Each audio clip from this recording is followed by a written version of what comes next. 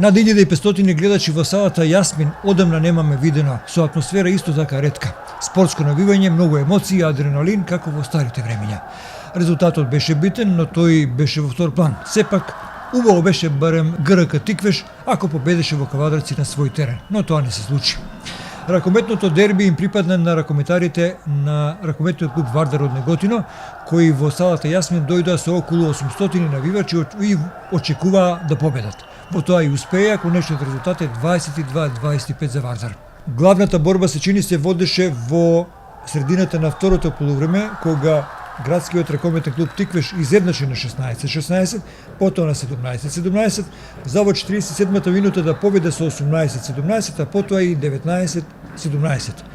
Од 50-та минута кога Вардар изедначи на 19-19 до крајот на оваа средба, неготинчани останаа во водство од 1, потоа 2, 3 на крајот. Големата желба на тренерот Василев и управата на клубот за победа на домашен терен не се остварија, иако на моменти можевме да сториме и повеќе. Но за вакви надпревари потребен е голем физички напор и подготвен тим. Градскиот ракометен клуб Тиквеш располага со релативно млада екипа првотимци, а веројатно е потребно во клубот да се донесат и засилувања за да живне нападот. На оваа средба се истакна неколку првотимци кои заслужуваат внимание и на кој тренерот ќе смета веројатно и во наредните надпревари, а првиот нареден е во недела попладне. Освен битката на теренот на надпреварот се водеше и битка на трибините, престижот меѓу навивачките групи.